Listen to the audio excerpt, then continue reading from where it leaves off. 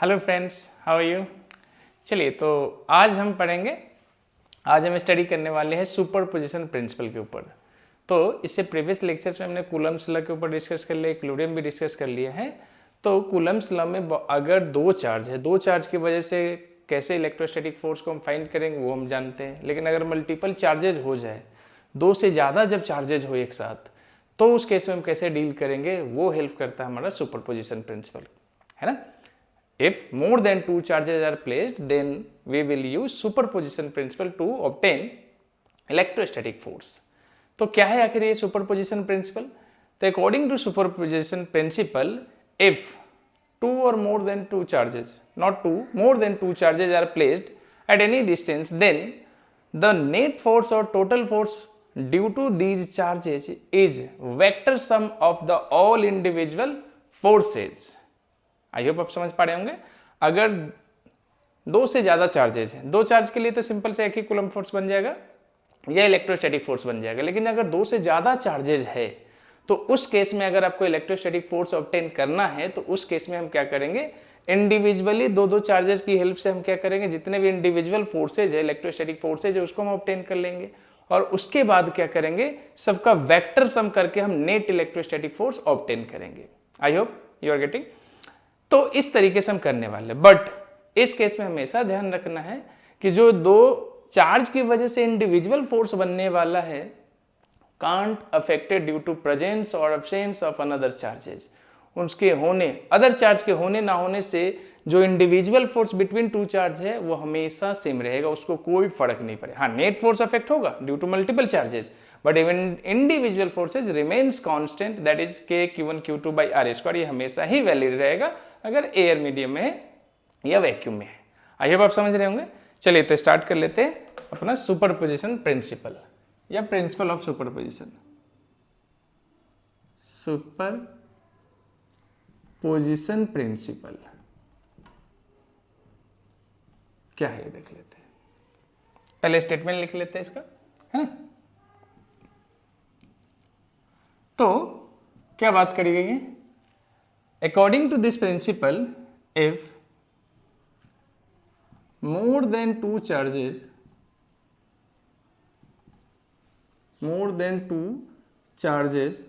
or multiple charges are present, then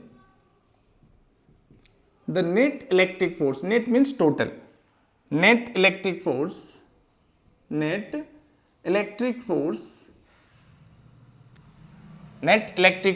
is the vector sum, please highlight, vector sum of all individual forces due to charges. Individual forces का कैसा होगा, vector sum होने वाला है ना। But ये भी इतना ही इंपॉर्टेंट है, बट क्या है कि जो इंडिविजुअल फोर्स है वो अनअफेक्टेड होगा in the presence of another charge, but the individual forces means electrostatic force की बात कर रहा हूं, individual forces are unaffected in the presence of another charges। कहने का क्या मतलब है कि अगर मैं बात करूं दो चार्ज की वजह से जो फोर्स बनना है वो डिपेंड्स ही नहीं करेगा बाकी चार्ज के ऊपर, डिपेंड्स ऑन अनदर चार्जेस, वो डिपेंड करेगा ही नहीं। समझ लीजिए क्या है इसका मतलब, डायग्राम से समझते हैं। मान लेते हैं कि बहुत सारे charges, that is Q1 Q2 Q3, कोई प्लस का होगा, कोई माइनस का होगा, है ना। इस तरीके से बहुत सारे चार्जेस, उन सब के बीच में अपना कुछ ना कुछ सेपरेशन है। मान लेते हैं ये R1 है, ये मान लेते हैं इन दोनों के बीच R2 है, इन दोनों के बीच R3 है, इन दोनों के बीच R4 डिस्टेंस। इस तरीके से Q1 से हमने सब जगह का डिस्टेंस ले लिया। तो इन दोनों की वजह से मान लेते जो फोर्स बना दैट इज F1, इनके बीच में जो फोर्स बना that is F2, F3, F4, इस तरीके से फोर्सेज बन गया। तो जो नेट फोर्स होगा, ऑब्वियसली बात है किसी एक के ऊपर हम चेक करें दैट इज ऑन Q1, जो नेट फोर्स ऑन Q1 होने वाला है वो क्या होगा, vector sum of F1 plus F2 plus F3 plus F4, जितने फोर्सेज है सबका हम क्या लेने वाले हैं, वेक्टर सम लेने वाले हैं। But in the calculation of कोई भी फोर्स हो, इंडिविजुअल फोर्स हो, F1 हो चाहे F2 हो चाहे F3 हो चाहे F4 है, कोई भी इंडिविजुअल जितने भी फोर्सेज बन रहा है, यहाँ पे तुमने कुछ चार्ज लिया, इससे भी ज़्यादा चार्ज हो सकता है, तो वो सब में यही फॉर्मूला वैलिड होगा K/Q1 Q2 by R square. That means अगर मैं F1 की बात करूँ तो K/Q1 Q5 अपॉन R1 का स्क्वायर। अगर मैं F1 की बात करूँ तो यहाँ Q1 एंड Q5 है तो Q1 Q5 लिख दूंगा, और इनके बीच का डिस्टेंस R1 है तो R1 लिख दिया। यही दो चार्ज होगा और उसके बीच जो डिस्टेंस है। अगर मैं F2 की बात करूँ तो कौन कौन है, K/Q1 Q2 बाई R3 का स्क्वायर हो गया। अगर मैं F3 की बात करूँ तो क्या है, K/Q1 Q4 अपॉन R2 का स्क्वायर हो गया। F4 की बात करूँ तो K/Q1 Q3 अपॉन R4 का स्क्वायर है। हाँ, प्लस माइनस सब जानते हैं, electrostatic force is vector quantity. अगर वेक्टर क्वांटिटी है तो प्लस माइनस से क्या है, डायरेक्शन पे बात करनी है नहीं, तो वो अलग चीज है। हम पुट करते हैं हमेशा चार्ज को विदाउट माइनस और प्लस के, सीधे हम वैल्यू में पुट करते हैं, है ना। तो देख लिया आपने कि अगर हमें नेट फोर्स की बात करनी है, टोटल फोर्स की बात करनी है, तो वो सारे चार्ज के ऊपर डिपेंड करेगा, कोई डाउट नहीं है। Net force is the vector sum of the all individual forces due two charges. But individual force है वो हमेशा दो ही फोर्स के ऊपर डिपेंड करता है। जब हम इसके बीच का जो फोर्स F1 कैलकुलेट कर रहे थे तब भी ये सब के सब प्रेजेंट था, कोई फर्क नहीं पड़ता, इसको हम इग्नोर कर लेंगे। जब हम इन दोनों के बीच का फोर्स कैलकुलेट कर रहे थे तब भी ये तीनों प्रेजेंट था, इग्नोर मार दीजिए। सिमिलरली अदर्स के लिए यही है अपना प्रिंसिपल ऑफ सुपरपोजिशन। सुपरपोजिशन का मतलब है सुपरपोजिशन, जैसे इन दोनों के बीच का अगर कैलकुलेट करते बाकी सबको हम हटा ही लेंगे, इग्नोर ही कर देंगे, है या नहीं है डजंट मैटर, ये वाली बात है। समझ में आएंगे। चलिए, तो अब यही है सिंपल सा सुपरपोजिशन प्रिंसिपल। ये इस पे ज्यादा न्यूमेरिकल इंपॉर्टेंट है, बहुत अच्छे अच्छे न्यूमेरिकल्स होते हैं इसके ऊपर, काफी इंपॉर्टेंट है बोर्ड के पॉइंट ऑफ व्यू से भी और कॉम्पिटेटिव सेक्शन के लिए तो काफी इंपॉर्टेंट है ही। तो चलिए 1 by 1 इसके ऊपर हम बेस्ड न्यूमेरिकल देखते हैं। पहले मैं आपको बेसिक क्वेश्चंस कराता हूँ, फिर हम अच्छे अच्छे लेवल के क्वेश्चंस जो है उस पर आएंगे, ठीक है। चलिए, तो सबसे बेसिक क्वेश्चन क्या है कि पहले हम, अब देखो दो से ज्यादा चार्ज लेना है तभी हम सुपरपोजिशन प्रिंसिपल को अप्लाई कर पाएंगे। अदरवाइज दो ही चार्ज है तो सिंपल सा कूलम्ब फोर्स बन जाए K/Q1 Q2 by R square, उसके लिए क्या ही वैलिड है। तो दो से ज्यादा चार्ज के लिए तो सबसे पहला जब हम ले लेते हैं, मान लेते वो ट्रायंगल के लिए ले लेते हैं। किसके लिए, ट्रायंगल के लिए। दो से ज्यादा चार्ज, देखो एक्चुअली में चार्ज जो है वो प्लेस्ड होता है, उसके बीच में कुछ डिस्टेंस होता है। चार्ज को जरूरी नहीं कि ट्रायंगल पे, कहीं भी किसी भी कोऑर्डिनेट पे आप रख दीजिए। अगर हम उसको देखें, मान लीजिए एक चार्ज यहाँ है, एक यहाँ है, एक यहाँ है, तो देखने से लग गया ना कि ट्रायंगल में है, क्योंकि उसके बीच कुछ ना कुछ डिस्टेंस भी देंगे। और फोर्स है, वेक्टर क्वांटिटी है, तो एंगल की भी जरूरत पड़ जाएगी।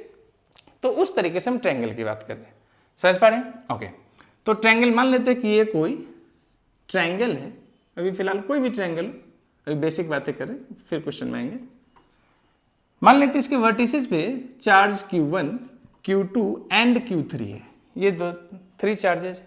ये जो डिस्टेंस है L है, L1 है, मान लेते L2 है, L3 है। इसके बीच का मान लेते हैं कुछ ना कुछ क्या होगा, एंगल ले लेते हैं कुछ भी, दैट से कि ये एंगल थीटा है ना। और Q1 पे ही हमें नेट फोर्स कैलकुलेट करना है। Q1 पे क्या करना है, नेट फोर्स कैलकुलेट करना है। तो उसके लिए हम क्या कर सकते हैं, जरा ध्यान से देखिए। तो ये अगर प्लस का चार्ज है और ये भी प्लस का चार्ज है, तो प्लस प्लस को क्या करेगा, रिपल करेगा। तो इसकी वजह से फर्स्ट फोर्स है which is applied by Q2 on Q1, उसको हमने F1 नाम दे दिया। Q3 भी Q1 पे अप्लाई करेगा, वो भी रिपल्सिव फोर्स होगा, इसको हमने F2 नाम दे दिया। तो नेट फोर्स इन दोनों के बीच में कहीं पे बन जाएगा, बनेगा कि नहीं बन जाएगा। तो अगर आप यहाँ से देख पा रहे होंगे तो ये है कुछ इस तरीके से कहानी, this is F1, this is F2, और नेट फोर्स इसी बीच में, क्योंकि कैसी quantity, vector quantity, vector sum लेना है तब जानते हो ना कि डायरेक्शन भी मैटर करता है। तो F1 F2 के बीच में कहीं पे रिजल्टेंट वेक्टर मिलेगा, रिजल्टेंट फोर्स मिलेगा। जैसे कि ये थीटा है तो इन दोनों के बीच का एंगल भी अभी भी क्या रहेगा, थीटा ही रहेगा, है ना। इस तरीके से हम कैलकुलेट करेंगे। F1 क्या हो जाएगा, k Q1 Q2 by L1 का स्क्वायर। F2 क्या हो जाएगा, F2 की बात करेंगे k Q1 Q3 by L2 का स्क्वायर हो जाएगा, है ना। F1 भी पता है, F2 भी पता है और दोनों के बीच का हमें एंगल भी पता है, तो बस नेट फोर्स क्या हो जाएगा, वेक्टर सम लगा दीजिए, under root F1 square plus F2 square plus 2F1 F2 cos theta. I hope आपको दो वेक्टर का सम करने के लिए फॉर्मूला पता होगा। क्लास 11th में भी आपने पढ़ा है कि जब दो वेक्टर है और उसके बीच का एंगल थीटा हो तो उसको जब हम ऐड करते हैं रिजल्टेंट मैग्नीट्यूड को ऑब्टेन करने के लिए तो क्या लिखते हैं, under root A square plus B square plus 2ab cos theta, है ना। ऐसे आपने क्लास 11th में देखा होगा कि अगर ये वेक्टर मान लीजिए ए है जिसका मैग्नीट्यूड भी ए ही ले लेते, ये वेक्टर भी है जिसका मैग्नीट्यूड बी है और दोनों के बीच एंगल थीटा है, तो रिजल्टेंट हमेशा इन दोनों को बीच में कहीं पे आता है जिसको हम वेक्टर ए प्लस बी भी लिख देते हैं, है ना, या रिजल्टेंट वेक्टर। तो जो a प्लस बी या रिजल्टेंट वेक्टर है उसका मैग्नीट्यूड हम क्या लिखते थे, तो याद कीजिए under root A square plus B square plus 2ab cos theta, ये था फॉर्मूला। यहाँ पे a की जगह पे F1 है, b की जगह पे F2 है और थीटा की जगह पे थीटा है ही। तो चलिए यहाँ से हम आगे बढ़ लेते हैं। एफ नेट कितना हो जाएगा, तो जरा ध्यान से देख लीजिए, F1 कितना है, k Q1 Q2 by L1 का square plus k Q1 Q3 by L2 का square plus 2F1 F2 k Q1 Q2 by L1 का square into k Q1 Q2 Q3 by L2 का स्क्वायर कॉस थीटा, ये बन जाएगा हमारा। ये दिखने में इतना जो टफ लग रहा है ऐसा कुछ नहीं है क्योंकि सबकी वैल्यूज होंगी ना, k की भी वैल्यू 9 10 पर 9 होता है, लेंथ की कुछ ना कुछ वैल्यूज होंगी, थीटा की कुछ वैल्यू होगी, साथ में दो चार्ज है उनकी भी कुछ ना कुछ वैल्यूज होंगी, है नहीं। तो इस हिसाब से काफ़ी सिंपल हो जाएगा, ऐसा नहीं कि काफ़ी डरावना जो ये दिख रहा है वैसा कुछ होने वाला है, नहीं, इतना भी नहीं कुछ होने वाला है। अभी मैं एग्जाम्पल में जब क्वेश्चन कराऊंगा तब आप देख लेना, वहाँ से आप काफ़ी सिंपल हो जाएगा। ये तो अभी हमने सब चीज़ क्या जनरलाइज करके लिख रखा है तो थोड़ा सा खतरनाक जैसा कुछ दिख रहा है। आई होप आप समझ पा रहे होंगे। चलिए, तो इसी पे बेस्ड ट्रायंगल पे ही बेस्ड हम क्वेश्चन करते हैं एनसीईआरटी में, और काफ़ी कॉमन क्वेश्चन भी है, वही वाला हम देख लेते हैं। पहले बेसिक क्वेश्चन देखते हैं जो एनसीईआरटी में भी है, ठीक है। चलिए नोट कर लेना ये पॉज करके। अब हम ट्रायंगल के ही ऊपर क्या करते हैं, एक क्वेश्चन देखते हैं कि क्वेश्चन कैसे आएगा। ये तो हमने जनरलाइज फॉर्म देख लिया कि कैसे कैलकुलेट कर। अच्छा हाँ, थीटा निकालना होगा दोनों, क्योंकि फोर्स क्या है, वेक्टर क्वांटिटी है, तो इसमें एंगल दैट मीन्स डायरेक्शन भी तो चाहिए होगा। तो डायरेक्शन कैसे कैलकुलेट करेंगे, तो टेन थीटा की हेल्प से आप कर सकते हैं। टेन थीटा इजकल टू, जैसे वहाँ पे आज की वेक्टर ए एंड बी था, देख लीजिए ये वेक्टर मान लीजिए बी है, ये वेक्टर ए है, ये रिजल्टेंट है, ये दोनों के बीच का एंगल थीटा है और ये अल्फा मान लेते थे, जो क्या है डायरेक्शन देगा किसके लिए, जो रिजल्टेंट वेक्टर है उसके लिए। तो हम क्या लेते थे, tan alpha is equal to, इसका कंपोनेंट करते थे तो B sine theta upon A plus B cos theta, ये हो गया फॉर्मूला। नहीं आता तो जरा ध्यान से देखिए, पहले लोग हम लॉ लगा देते थे, ये वाले का ये वेक्टर बी हो गया, तो ये वाला कंपोनेंट क्या हो जाता था, बी साइन थीटा, और ये वाला बी कॉस थीटा, और ये अल्फा है। तो देख लीजिए tan alpha perpendicular that is B sine theta upon A plus B cos theta, क्योंकि ये पूरे ट्रायंगल, ये जो पूरा ट्रायंगल है हम इसकी बात कर रहे होंगे, है ना। तो ये 90 डिग्री, क्योंकि ट्रिग्नोमेट्री हमेशा राइट एंगल ट्रायंगल के लिए अप्लाई होता है ना। तो B sine theta upon A plus B cos theta, यहाँ से हम टेन अल्फा देखेंगे जो कि डायरेक्शन हो जाएगा। चलिए क्वेश्चन कर लेते हैं। क्वेश्चन क्या है, लेट्स से कि ये एक ट्रायंगल है, सबसे आसान इक्विलैटरल ट्रायंगल मान के चलते हैं, ठीक है ना, और उस पर हमने identical charge that is Q Q Q हमने डाल दिया। देयर आर थ्री चार्जेज, ये एनसीईआरटी का क्वेश्चन है, एनसीईआरटी बहुत ही बेसिक क्वेश्चन है। There are three charges of identical charge that is q q and q are placed at the each vertices of an equilateral triangle of side L। देख लीजिए सबके side की length क्या दे रखा है, ऑब्वियसली बात है इक्विलैटरल ट्रायंगल है तो इक्वल ही होगा, है ना। अब आप इसको इसकी वजह से आपको दो काम करना है। पहला फाइंड क्या करना है, देख लीजिए फर्स्ट में electrostatic force at the centre, इसी को सेंटर और सेंट्रॉइड भी कहते हैं, ठीक है ना, सेंटर और centroid of equilateral triangle. Equilateral triangle के सेंटर पर नेट चार्ज क्या होगा, if the charge at centre is Q, Q मान लेते हैं। सेंटर पे चार्ज अगर क्यू है तो उसकी वजह से सेंटर पे क्या इलेक्ट्रोस्टैटिक फोर्स बनेगा। Second is also calculate the net electric force at any one corner of the equilateral triangle. किसी एक कॉर्नर पे भी आपको नेट इलेक्ट्रिक फोर्स बताना है। एक तो आपको सेंटर पे बताना है और एक साथ में आपको किसी भी कॉर्नर ABC मान लीजिए या कुछ भी नाम दे दीजिए, इसमें चाहे इसमें चाहे इसमें, एक आपको वहां पे भी नेट इलेक्ट्रिक फोर्स कैलकुलेट करना है। ठीक है, चलिए तो शुरू कर लेते हैं। सबसे पहले सेंटर के लिए देख लेते हैं। ठीक है, तो सेंटर के लिए क्या कर लेते हैं, पहले बना लीजिए सेंटर के लिए। चलिए, ये रहा अपना सेंटर। हमें L डिस्टेंस गिवन है, लेकिन निकालना कैलकुलेट कहाँ करना है, इस सेंटर पे कैलकुलेट करना है।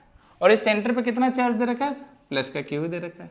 ये सारा चार्ज हम प्लस में ही मान के लेते हैं, प्लस हो या माइनस कोई फर्क नहीं पड़ेगा। समझ पा रहे, प्लस का चार्ज या माइनस, जो इलेक्ट्रोस्टैटिक फोर्स का मैग्नीट्यूड हो वो सेम टू सेम ही रहेगा। हाँ, अगर एक प्लस और दूसरा कोई माइनस में हो जाए तो अंतर आ जाएगा, लेकिन अगर सब प्लस या हर कोई माइनस में हो तब कोई चेंज नहीं आएगा। तो चलिए चेक करते हैं। ये जो चार्ज है प्लस का, प्लस को क्या करेगा, रिपल करेगा। तो इसकी वजह से जो इलेक्ट्रोस्टैटिक फोर्स बनेगा कुछ इस डायरेक्शन में बन जाएगा कि नहीं बन जाएगा। इसको हमने F1 नाम दे दिया। ये वाले इसको इधर की तरफ रिपल कर देगा, दैट इज F2, और ये वाला इसको इधर की तरफ रिपल करेगा, दैट इज F3। इस तरीके से अपना F1, F2, F3 हो चुका है ना। ये है अपना, इसी सेंटर पे हमें कैलकुलेट करना है नेट इलेक्ट्रिक फोर्स। तो अब देख लेते हैं F1 और F2, F3 की वैल्यू कितनी है। अच्छा, मान लेते हैं ये जो डिस्टेंस है वो R है। ये डिस्टेंस पता होना चाहिए, प्रीवियस लेक्चर में मैंने आपको कैलकुलेट करके बताया था कि ये डिस्टेंस जो भी लेंथ हो इक्विलेटरल ट्रायंगल का, उसका 1/√3 के फॉर्म में आता है। ठीक है ना। तो F1 इज इक्वल टू, चाहे F2 आप चेक करो चाहे आप F3 चेक करो, तीनों सेम ही आने वाला है। क्यों नहीं सेम आया, देखिए जरा ध्यान से। फोर्स क्या होता है, K into product of both charges and distance का स्क्वायर, है ना। तो देख लीजिए K Q and Q upon ये डिस्टेंस क्या है R, तो R का स्क्वायर। अभी R के ही फॉर्म में रहने देते हैं, इतना तो पता है। अगर वो नहीं पता है ना कि R इक्वल टू A/√3 है तो कोई टेंशन नहीं है। देख लीजिए Q, कोई टेंशन नहीं है। ये हो गया अपना, सेम आना है K Q upon R square, K Q upon R square, K Q upon R square. अच्छा, इसको अगर मैं इस वाले पूरी वैल्यू को F मान, दैट मीन्स मैं ये कहना चाह रहा हूँ F1, F2, F3 तीनों की वैल्यू कितनी है, F है। क्यों, क्योंकि आइडेंटिकल है और उसकी वैल्यू K/R स्क्वायर हो गया। अब जरा डायग्राम को समझिए। हमारे पास क्या है, एक फोर्स इधर की तरफ है, एक फोर्स इधर की तरफ है और एक फोर्स नीचे की तरफ है, और तीनों क्या है, इक्वल है, आइडेंटिकल है, F है। तो बता दीजिए, अगर तीनों अगर आइडेंटिकल है, इनकी लेंथ, फोर्स कैसा है, फोर्स के जब हम मैग्नीट्यूड की बात करते हैं, किसी वेक्टर के मैग्नीट्यूड की बात करते हैं तो लेंथ से ही रिप्रेजेंट करते हैं। कि अगर आइडेंटिकल लेंथ के, जैसे वेक्टर में आपने क्लास 11 में पढ़ा हुआ, दो vector, vector A and vector B, अगर लेंथ में A को छोटा और लेंथ में B को बड़ा दिखा रहे, इसका मतलब magnitude of A is smaller than the magnitude of vector B। सब इक्वल मैग्नीट्यूड का है, मतलब ये आर्म और ये आर्म की लेंथ क्या है, इक्वल है। दैट मीन जब तीनों आर्म की लेंथ इक्वल है तो उसके बीच एंगल भी इक्वल ही होंगे, और टोटल आप किसी भी पॉइंट पे जानते हो 360 एंगल बनता है। इसीलिए हर एक एंगल कितना का हो जाएगा, 120 degree, 120 degree and 120 degree, equal angle बन गए। ओके, अब जैसा कि आप जानते हो, इन दोनों को हम क्या कर लेते हैं, पहले रिजल्टेंट, क्योंकि वेक्टर के फॉर्मूला में कैलकुलेट करने के लिए हमें दो ही को एक बार में हम रिजॉल्व कर सकते हैं। ऐसा नहीं कि जितने वेक्टर है सबके लिए फॉर्मूला है, दो दो करके सबको निपटा सकते हैं, चाहे वो जितना भी वेक्टर्स हो, लेकिन एक बार हम किसी दो को ही रिजॉल्व कर सकते हैं। तो इन दोनों के लिए वेक्टर सम हम मान लेते हैं कि इन दोनों के लिए जो वेक्टर सम आएगा कि बीच में, यहाँ पे कहीं बीच में, क्या बिल्कुल एकदम 60 डिग्री पे ही इन दोनों का बिल्कुल बीचों बीच यहाँ से ये इधर की तरफ चल जाएगा, जिसका नाम हमने F डैश दे दिया। F डैश क्या है, ये है रिजल्टेंट वेक्टर या रिजल्टेंट फोर्स ऑफ, ये जो F1 F3 था वो समझ लीजिए, चाहे F एंड F है ना, F एंड F, इन दो के लिए, इसकी और इसकी बात कर रहा हूं। कुल मिला के F डैश क्या है, F plus F vector form में, ये है अपने पास। ये f क्या है, एक है f1 और एक है f3, क्योंकि f2 वाला तो ये जो f2 वाला है वो तो नीचे को लग रहा है, ठीक है ना। चलिए अब हम देख लेते हैं कि क्या होने वाला है। इन दोनों का रिजल्टेंट क्या होगा, जब दो वेक्टर जिसका मैग्नीट्यूड सेम हो तो वो पूरे लंबे से फॉर्मूला में मत जाओ, under root f1 square plus f2 square plus 2f1 f2 cos theta, वहां से भी सेम ही आएगा, लेकिन डायरेक्ट थोड़ा शॉर्ट कर लेते हैं, है ना। जब इन दोनों का मैग्नीट्यूड सेम है तो ये जो f डैश हमने निकाला, सॉरी f डैश का जो मैग्नीट्यूड होगा सीधे लिख देंगे 2f cos theta by 2 direct. ये शॉर्ट ट्रिक है कि जब कोई भी दो वेक्टर हो उसका अगर मैग्नीट्यूड सेम है तो डायरेक्ट आप लिख दीजिए, ये जो f है दोनों वेक्टर का मैग्नीट्यूड सेम है वो वाला पुट करना है, that is k q q by r square, वो बाद में पुट कर लेंगे, उसकी जरूरत भी नहीं पड़ेगी वैसे। तो f डैश कितना हो गया 2f cos थीटा, थीटा क्या है, एंगल बिटवीन बोथ वेक्टर्स और forces, angle between both forces, ये जो दो फोर्स है उनके बीच का, तो इन दोनों के बीच का एंगल कितना 120 है, तो 120 बाई 2 हो गया। तो यहां से अगर हम देखें तो f डैश की जो वैल्यू मिलने वाली अपने को 2f cos 60 डिग्री, cos 60 कितना होता है, हाफ होता है भाई, cos 60 हो गया ना 120 बाई 2, तो cos 60 हाफ हो गया, तो f डैश की वैल्यू कितनी आ गई, f आ गया, f डैश कितना हो गया f। अब जरा ध्यान से फिर से इसको देखिए, इन दोनों को रिजॉल्व करके एक ही फोर्स लगा देना है, दैट इज उसकी वैल्यू f डैश है, और वो f डैश कितना आ गया, f के बराबर ही आ गया, देख लीजिए। और नीचे ऑलरेडी एक फोर्स था जिसकी वैल्यू भी कितनी है, f है। जिस अमाउंट से फोर्स अपवर्ड में लग रहा है उसी अमाउंट से फोर्स डाउनवर्ड में भी लग रहा है, तो रिजल्टेंट फोर्स क्या होगा, वेक्टर क्वांटिटी भाई। इस केस में आप चाहे तो 180 डिग्री का एंगल लगा के करो, या सीधे देखो ना जिस अमाउंट से ऊपर को पुल कर रहा है उतने से नीचे में, तो नेट फोर्स कितना हो जाएगा, f minus F, that is 0, net force f minus F 0 हो गया। तो एट सेंट्रॉइड या सेंटर पे हम देखें, if the identical charge are placed at the vertices of an equilateral triangle then the net force at the centroid must be 0। लेकिन इसके लिए कंडीशन क्या है कि आइडेंटिकल चार्ज हो और रेगुलर पॉलीगन, ये बाद में हम देख लेंगे, स्क्वायर में भी चेक कर लेते, फिर ये बात को हम लिख लेंगे, है ना। तो आइडेंटिकल चार्ज ये है कंडीशन, और साथ में आपको सेंटर पे कैलकुलेट करेंगे तभी, ऐसा नहीं कि किसी एक जगह पे। तो इसलिए इनकी जो वैल्यू r की वैल्यू नहीं भी पुट करेंगे √3 या l/√3 तो भी चलेगा, फिलहाल तो हमने उसका यूज भी नहीं किया रहा, सिर्फ ये चेक करने के लिए कि आइडेंटिकल फोर्स है, इतने के लिए हमने इसका यूज किया था, ठीक है। अब इसी में एक और है कि हमें कहाँ चेक करना है, किसी एक कॉर्नर्स पे भी चेक करना है, चलिए उस पर भी हम चेक कर लेते हैं।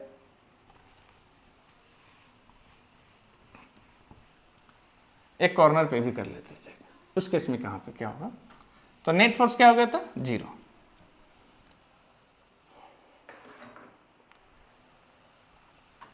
अब कॉर्नर पे करना है तो इसको बचा के करेंगे क्या,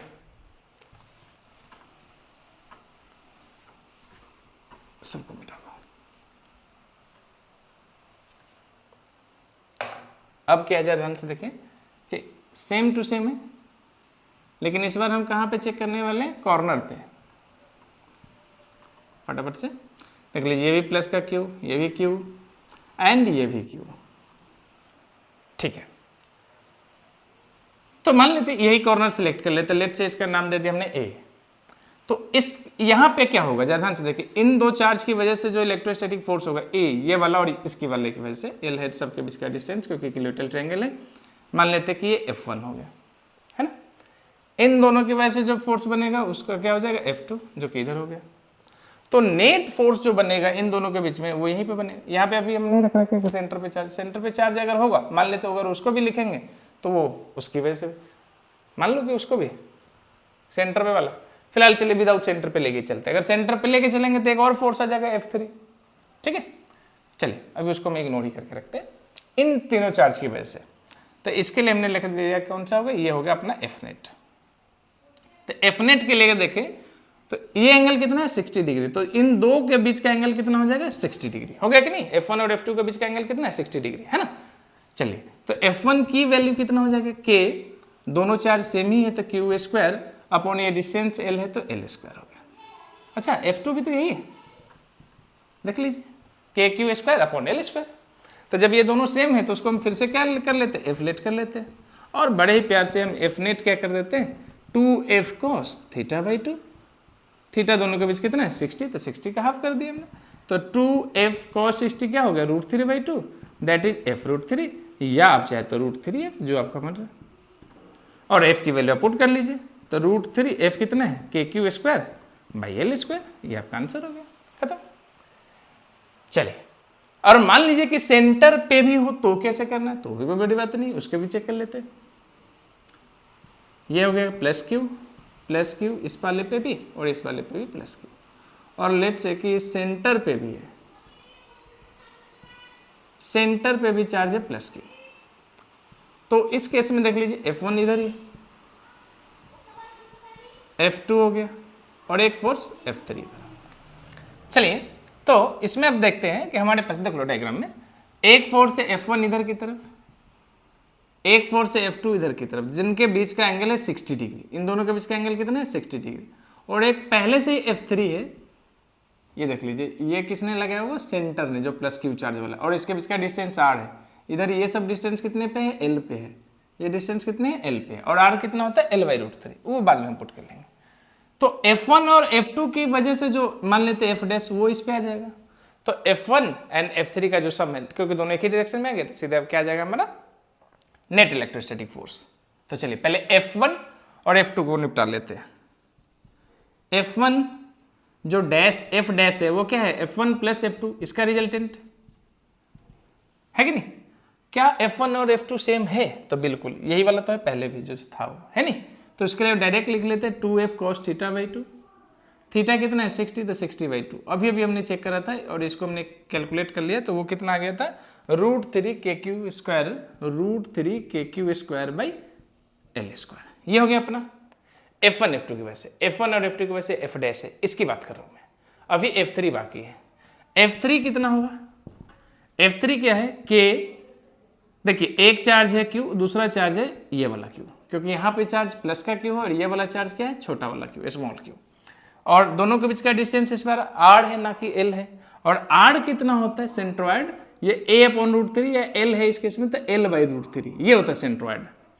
तो क्या हो जाएगा, KQQ/L/√3 का स्क्वायर, दैट इज F3 कितना आ गया अपने पास, ये √3 हो जाएगा स्क्वायर होके 3kq/L², ये बन गया अपने पास। तो नेट इलेक्ट्रोस्टैटिक फोर्स क्या बन जाएगा, नेट इलेक्ट्रोस्टैटिक फोर्स, देख लीजिए ये दोनों एक ही डायरेक्शन में है, तो अच्छा दोनों एक ही डायरेक्शन में क्यों है, जरा ध्यान से देखिए, ये आर्म की लेंथ, ये आर्म की लेंथ और ये आर्म की लेंथ इक्वल है ना, तो ये एंगल भी 30 डिग्री और ये भी एंगल भी 30, क्योंकि ओवरऑल 60 डिग्री है। तो इधर से सिमिलरली वर्टिकली अपोजिट एंगल, ये भी 30 डिग्री और ये भी 30 डिग्री बन जाएगा। अगर ये दोनों 30-30 है तो ये वाले को भी देखो 30-30 के बीच से ही जा रहा है, तो इधर भी बीच से ही जाएगा। और ये तो इन दोनों का था ही, और इन दोनों का अगर हम चेक करें कि भाई इसका रिजल्टेंट 30 डिग्री पे ही क्यों आएगा, तो आप आराम से लगा लीजिए, जब आइडेंटिकल हो ना, ये एंगल कितना होगा, जब दोनों फोर्स आइडेंटिकल हो, तो alpha equal to direct put कर लीजिए θ/2, जो भी थीटा है उसका हाफ हो जाता है, आप उसमें भी पुट करेंगे, वो जो है b cos θ b sin θ upon a + b cos θ, उसमें भी यही रिजल्ट आना है, क्योंकि आइडेंटिकल है। a एंड b देखना है तो देख लीजिए, b sin θ upon a + b cos θ, यही तो है। इसमें ध्यान से देखिए, b जो f है, ये भी f है, ये भी f है, ये sin θ है, ये cos θ। इन दोनों में क्या हम कॉमन ले सकते हैं, f ले लिए, तो ये आ जाएगा 1 + cos θ, यही तो बनना चाहिए, बस ये बन गया। अब इसी एंगल से आप डिवाइड मल्टीप्लाई कर दीजिए, जो कि आपका क्या बन के आ जाएगा, θ/2। इधर क्या था, tan अल्फा के लिए हमने लिख रहा था, तो ये क्या है, अल्फा इक्वल टू कितना निकल गया, θ/2। तो ये आप कर सकते हो डायरेक्टली, जब भी आइडेंटिकल हो तो ये पुट करने की जरूरत आपको नहीं पड़ेगी। कोई वैल्यू है तो वैल्यू लेके कर लीजिए, जैसे मान लीजिए कि आप हमारे पास कितना है, b के छोड़ो ना, b क्यों कर रहे हैं, f है sin 60 upon f + f cos 60, यही तो है अपने पास b। अब इसको भी चेक करेंगे तो कितना आ जाएगा, अल्फा tan अल्फा के टर्म में आएगा, tan अल्फा इक्वल टू इतना, तो अल्फा इक्वल टू आप देखोगे तो 30 डिग्री आ जाएगा, ठीक है। तो इतना कौन करने जाए, डायरेक्ट हम कर लेते हैं, अल्फा 30 डिग्री ही आ गया। तो जो कि ये भी f' भी, जो कि F1 F2 का रिजल्टेंट है, वो भी F3 के डायरेक्शन में है।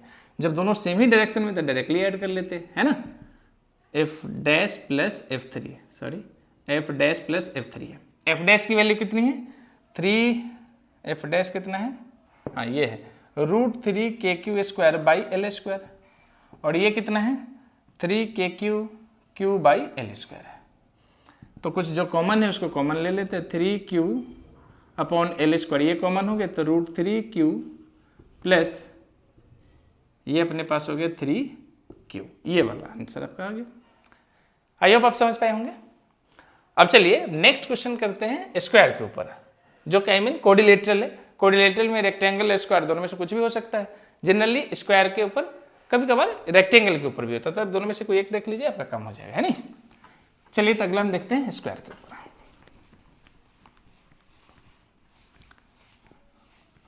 तो आप अगर फ्री हो तो थोड़ा सा वेक्टर का रिवाइज कर लेना, खासकर एडिशन सब्ट्रैक्शन, ये जो है ना वेक्टर का एडिशन सब्ट्रैक्शन, वो काफ़ी यूजफुल है यहाँ पे फर्स्ट सेकेंड चैप्टर में, तो कर लीजिए अगर आपके पास टाइम हो तो। चलिए अब नेक्स्ट क्वेश्चन करते हैं। अब स्क्वायर के ऊपर हम डिस्कशन कर लेते हैं। स्क्वायर मतलब क्या है, अब इस पर कितने 4 चार्जेज होगा, जो सबके सब क्या है वर्टिसेज ऑफ द स्क्वायर पर प्लेस्ड है, तो वही काम करना है, एक सेंटर पे चेक कर लेंगे और एक कहाँ पे चेक कर लेंगे, किसी कॉर्नर पे कर लेंगे। चलिए चेक करते हैं। ये अपना हो गया 4 चार्जेज हो गए, सब की वैल्यू ले लेते हैं, प्लस का क्यू भी मान लेते हैं। प्लस हो माइनस हो उससे फर्क पड़ेगा, बिल्कुल पड़ेगा, लेकिन सबके सब प्लस हो या सबके सब माइनस हो तो कोई फर्क नहीं पड़ेगा, ठीक है। ये है सबके डिस्टेंस मान लेते हैं, ए दे दिया, स्क्वायर की लेंथ साइड लेंथ कितनी है, ए है। तो दो काम करना, वही वाली बात, एक तो पहले सेंटर पे निकाल लेते हैं, पहले सेंटर के लिए निकाल लेते हैं। तो हमें निकालना है electrostatic force at centre, centre पे कितना होगा, ठीक है। चलिए देख लेते हैं। ये रहा अपना सेंटर, ये तो बहुत ही सिंपल से 0 होना है, देख लीजिए क्यों, ये डिस्टेंस आर, ये भी डिस्टेंस आर, सेंटर है, सब जगह से सेंटर है, सेंटर है, यहाँ से सारे डिस्टेंस सेम हो गए। तो ये जो चार्ज क्यू है, सेंटर पे अगर कोई चार्ज नहीं, तो मान लेते थोड़ी देर के लिए ये चार्ज क्यू है, नहीं गिवन हो या ना गिवन हो कोई फर्क नहीं पड़ेगा, क्योंकि आना तो 0 ही है। तो हमने अपनी तरफ से, मान लीजिए कि चार्ज नहीं दे रखे सेंटर पे, तो हमने अपनी तरफ से क्या मान लिया कि प्लस क्यू है, या गिवन हो तो अच्छी बात है, तब भी तो आना 0 ही है। ध्यान से देखिए, ये वाले ने इसको अपने से दूर करा होगा बाई फोर्स F1, तो इस वाले ने भी तो इसको अपने से दूर करा होगा बाई फोर्स F2, ये वाले ने इसको इससे अपने से दूर करा होगा by F3, and this is by F4। तो जरा अब इसको अच्छे से यहाँ पे आप देख लीजिए, ये है प्लस क्यू, सेंटर पे जो चार्ज है उसको किस किस ने धक्का दिया है, ये फोर्स है F2, ये हो गया F1, ये है F3 and this is F4। इस तरीके से 4 फोर्सेज है जो सेंटर पे लग रहा है। इस चार्ज प्लस क्यू पे इतने सारे फोर्सेज लग रहे हैं, लेकिन अगर आप ध्यान से देखें F1, F2, F3 and F4 सबकी वैल्यू सेम है। यहाँ F1, F2 की नहीं, चारों की वैल्यू सेम है। चलो चेक करते हैं, F1 इजकल टू कितना होगा, या F2 इजकल टू कितना होगा, F3 इजकल टू कितना होगा, या इवन F4 इजकल टू कितना होगा। ये देख लीजिए, 2 चार्ज, ये प्लस क्यू है, तो K Q Q 2 चार्ज हो गया, उन दोनों के बीच का डिस्टेंस R, क्योंकि कहाँ पे आपने रखा है, सेंटर पे रखा है, तो डिस्टेंस भी तो सेम ही होंगे ना। तो K Q Q by R square, चाहे आप इन दोनों के लिए चेक कीजिए, चाहे इन दोनों के लिए चेक कीजिए, चाहे इन दोनों के लिए चेक कीजिए, चाहे इन दोनों के लिए, तो सेम ही तो है। तो सबकी वैल्यू कितनी है, K Q Q by R square, K Q Q by R square, K Q Q by R square, और यहाँ से भी K Q Q by R square. और जैसा कि हम जानते हैं force is a vector quantity, अगर ये वेक्टर क्वांटिटी है तो आप ये बताओ फिर, जिस अमाउंट से ये फोर्स अपनी तरफ, उसी अमाउंट से ये, तो ये दोनों एक दूसरे को क्या कर देगा, कैंसिल आउट कर दिया कि नहीं। सिमिलरली इसने इसको कैंसिल आउट कर दिया कि नहीं कर दिया, तो नेट फोर्स क्या बन गया, यहां से भी अपने को क्या मिल गया, ये तो और आसान था, नेट फोर्स क्या हो गया, 0, कोई फोर्स ही नहीं बचा। आई होप आप समझ रहे हैं। तो ये तो काफी सिंपल था। तब आप चाहे तो एक नोट लिख सकते हैं, काफी इंपॉर्टेंट है, वेरी वेरी इंपॉर्टेंट। लेकिन ये नोट याद रहे, ये जो भी मैं लिखने वाला, आप शॉर्ट ट्रिक बोलो, नोट बोलो, या इंपॉर्टेंट पॉइंट बोलो, जो आपको सूट करता बोलो, बट कंडीशन क्या है कि रेगुलर पॉलीगन हो, उसी के लिए वैलिड है। फॉर अ रेगुलर पॉलीगन, अगर रेगुलर पॉलीगन है तभी ये वैलिड है, अदरवाइज नहीं। क्या हो, इफ आइडेंटिकल चार्जेस मतलब मैग्नीट्यूड में भी और साइन में भी, identical charges are placed at the vertices of regular polygon then net electric force या फील्ड, आगे हम फील्ड की बात करेंगे, force and electric field must be zero. ये क्या होगा? जीरो होगा। चाहे इलेक्ट्रिक फोर्स की बात करें चाहे फील्ड की बात करें वो जीरो हो जाएगा। बट याद रहे रेगुलर पॉलीगन होना चाहिए तभी ये वैलिड है, नहीं तो नहीं। जैसे कि हमने अभी थोड़ी देर पहले इक्विलेटरल ट्रायंगल के लिए देखा, क्योंकि रेगुलर पॉलीगन है, सबसे कम साइड का तो वही तो है जो रेगुलर पॉलीगन है। तो एक हमने किसके लिए देख लिया? इक्विलेटरल ट्रायंगल के लिए देख लिया स्क्वायर। यही पर्पस था कि पहले स्क्वायर ही चेक करा, क्योंकि स्क्वायर के भी सेंटर पे हमने चेक। अच्छा, कहाँ पे जीरो होगा? Net electric force, net electric force और electric field must be zero at the centre. ऐसा नहीं कि सब जगह जीरो पर, एट द सेंटर और सेंट्रॉइड, सेंट्रॉइड ये जीरो होगा, सेंटर या सेंट्रॉइड पे जीरो होगा, सब जगह नहीं। याद रहेगा, ये है अपने लिए। बार बार बोल रहा हूं, लेकिन ये सिर्फ और सिर्फ रेगुलर पॉलीगन जैसे स्क्वायर है या फिर रेगुलर पेंटागन, रेगुलर हेक्सागन, जिसकी सारी साइड सेम हो उसके लिए बात कर रहा हूं, या ये आपका इक्विलेटरल ट्रायंगल है। चलिए, ये तो हो गया। अब हम बात करते हैं किसी एक कॉर्नर पे, किसी एक कॉर्नर पे क्या सीन होगा वो भी देख लेते हैं।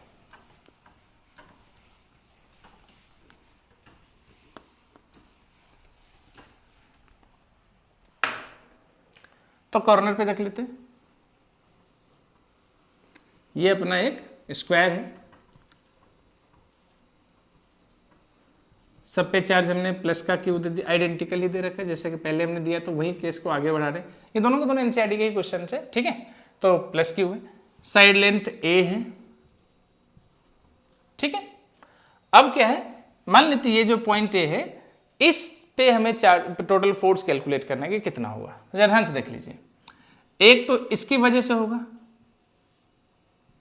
है ना, इस प्लस क्यू ने इस प्लस क्यू को अपने से दूर करा होगा, दैट इज F1 से।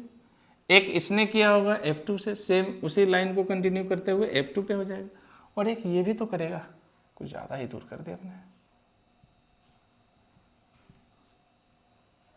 ये हो गया F3। There are 3 forces. अभी सेंटर पे थोड़ा प्लेस कर लेते हैं, फिलहाल इसी पे हम देख लेते हैं। अगर मान लो कि सेंटर पे चार्ज दे रखा है तो उसकी वजह से भी कर लेंगे। फिलहाल इन तीनों पे, जनरली इसी पे होता है, सेंटर पे कम ही मिलता है देखने को, सेंटर पे भी चेक करेंगे। तो F1, F2 एंड F3 ये है। फिर से वही कहानी आ गई आपके पास। F1 और F2 की वैल्यू क्या है देख लो, फिर से जरा ध्यान से चेक करोगे तो इन दोनों को अगर हम देखें तो 90 डिग्री, दोनों कैसा है, 90 डिग्री पे प्लेस्ड है। कौन कौन? F1 and F2, F1 and F2। और F3 बिल्कुल 45 डिग्री पे। क्यों 45 डिग्री के एंगल पे? वही वाली बात है, ये आर्म की लेंथ और ये आर्म की लेंथ क्या है, इक्वल है। तो ये एंगल और ये एंगल आपस में क्या हो जाएगा, equal, that is 45 degree, 45 degree हो गया। तो इधर से भी ये 45 और ये एंगल 45। अब देख लीजिए, F1 और F2 का जो रिजल्टेंट है, थोड़ी देर के लिए हम F डैश मान लेते हैं, वो भी 45 है, क्योंकि एंगल ये जो अल्फा है, अल्फा ये, इसके लिए जो अल्फा बनेगा वो क्या हो जाता है, जरा बता दीजिए, θ/2, क्योंकि आइडेंटिकल F1 F2 आइडेंटिकल ही होगा 100%, ये दोनों आइडेंटिकल आएगा। तो जब ये दोनों आइडेंटिकल है तो क्या आ जाएगा वहीं, θ/2 हाफ। इधर से चेक कर लीजिए चाहे उधर से, तो ये भी कितना आ गया, 45 डिग्री। तो अब F3 एंड F डैश दोनों एक ही लाइन पे है, तो आराम से आप उस दोनों को ऐड कर लीजिए। तो चलिए देख लेते हैं F1 और F2 दोनों की वैल्यू कितनी है। तो KQ² बाई A², देख लीजिए, KQ² KQ² A², जिसको हमने F मान लिया। तो F मान लिया, तो F डैश क्या है, जो कि F1 प्लस F2 का क्या है, रिजल्टेंट है। तो मैग्नीट्यूड के फॉर्म में अगर हम बात करें मैग्नीट्यूड, तो सीधे लिख देंगे 2F cos θ/2। थीटा कितना है, 90, तो 90 का हाफ कर देंगे। क्यों हमने ये करा, बार बार एक ही बात है, क्योंकि ये दोनों आइडेंटिकल है। जब भी दो वेक्टर आइडेंटिकल हो तो उसका मैग्नीट्यूड निकालने के लिए आप डायरेक्ट इसको इस्तेमाल कर लीजिए, है ना। कोई जरूरी नहीं √a² + b² + 2ab cos θ करने का, लेंदी हो जाएगा, है ना। तो 2f की वैल्यू फिलहाल f ही रख लेते हैं। cos θ कितना है, 45 डिग्री, cos 45 हो गया ना, cos 45 की वैल्यू कितनी, तो 1/√2, 1/√2 हो गया। तो यहां से अगर हम देखें तो f डैश की वैल्यू कितनी हो चुकी है, 1 या f/√2, ये आ चुका है। f की वैल्यू है KQ² बाई, ये हो गया √2a², ये f डैश की वैल्यू हो गई। F3 की वैल्यू कितनी है, F3 किसने अप्लाई किया है, इस वाले क्यू ने, किस पे किया, इस पे। लेकिन इन दोनों के बीच का डिस्टेंस डायगोनल ऑफ स्क्वायर क्या होता है, √2a या √2a। तो क्या हो जाएगा k q square by root 2a का स्क्वायर, दैट इज के क्यू स्क्वायर बाई 4, सॉरी 2, ये हो गया है ना। चलिए अब क्या है, दोनों को ऐड कर दीजिए, एफ नेट इजकल टू क्या हो जाएगा एफ डैश प्लस F3, क्योंकि दोनों एक ही डायरेक्शन में तो है, एक ही डायरेक्शन में तो आसानी से ऐड हो जाएगा। एंगल कितना रहेगा रिजल्टेंट, ये दोनों देख लीजिए 45 डिग्री पे। तो एफ डैश इजकल टू कितना है k q square by root 2a square, और ये कितना है k q square by 2a square. तो एफ नेट की अगर हम बात कर लेते हैं तो k q square by a square हमने कॉमन ले लिया, तो ये अंदर में कितना बन जाएगा 1 बाई रूट 2 प्लस 1 बाई 2 है ना।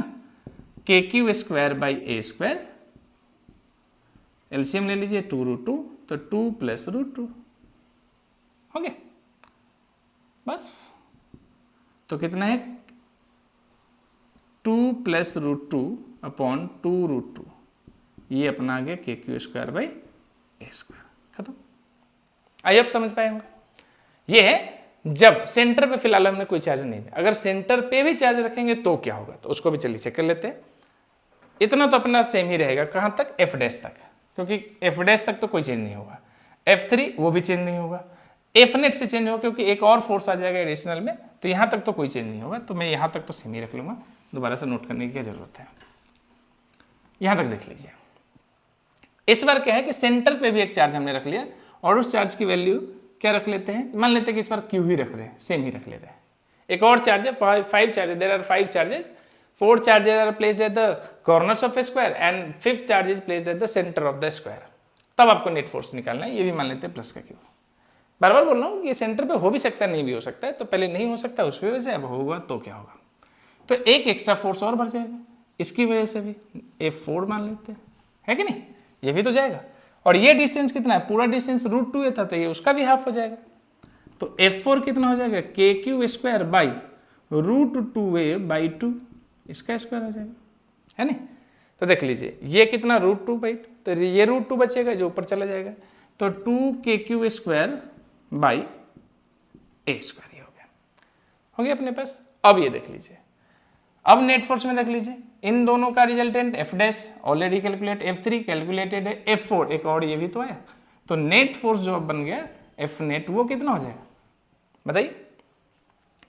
एक तो है अपने पास एफ डैश, एक कितना है F3, और एक कौन सा है F4। ये चारों फोर्स है एक ही लाइन में, तो सीधे ऐड कर दीजिए, जब सेम लाइन में हो ऐड कर दीजिए, अपोजिट में हो सब्ट्रैक्ट कर दीजिए, परपेंडिकुलर हो तो under root A square plus B square type से कर लीजिए, आइडेंटिकल फोर्स हो तो डायरेक्ट शॉर्ट ट्रिक लगा लीजिए 2f cos थीटा बाई 2 कर लीजिए, ये है। और जब इसमें से कुछ ना हो तो वो फॉर्मूला लगा लीजिए f1 का square plus f2 square plus 2f1 f2 cos theta और होल रूट में डाल दीजिए, है ना। जनरल फॉर्मूला स्टार्टिंग से मत यूज किया करो, लेंदी हो जाएगा, सॉरी मैं भी रूट लिखने लग गया। तो f1 की वैल्यू कितनी, f डैश की वैल्यू कितनी है, f डैश ये रहा k q square by root 2a square plus F3 की वैल्यू कितनी है k q square by 2, sorry A square छूट गया, के q square by 2a square. F4 की वैल्यू कितनी है 2 के q square by A square, यहाँ भी ए स्क्वायर। तो अब जो भी कॉमन है उसको कॉमन कर लेते हैं, k q square by A square हमने कॉमन कर लिया, तो 1 by root 2 plus 1 by 2 plus 1 not 1 2, इसके नीचे कुछ नहीं 1 दे देते हैं।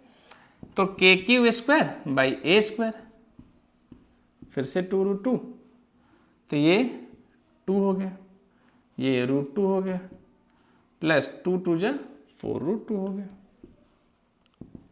4 रूट 2 प्लस रूट 2 5 रूट 2 है ना, 5 रूट 2 प्लस 2 अपॉन 2 रूट 2 के q square by A square. I hope आपको सब विजिबल हो।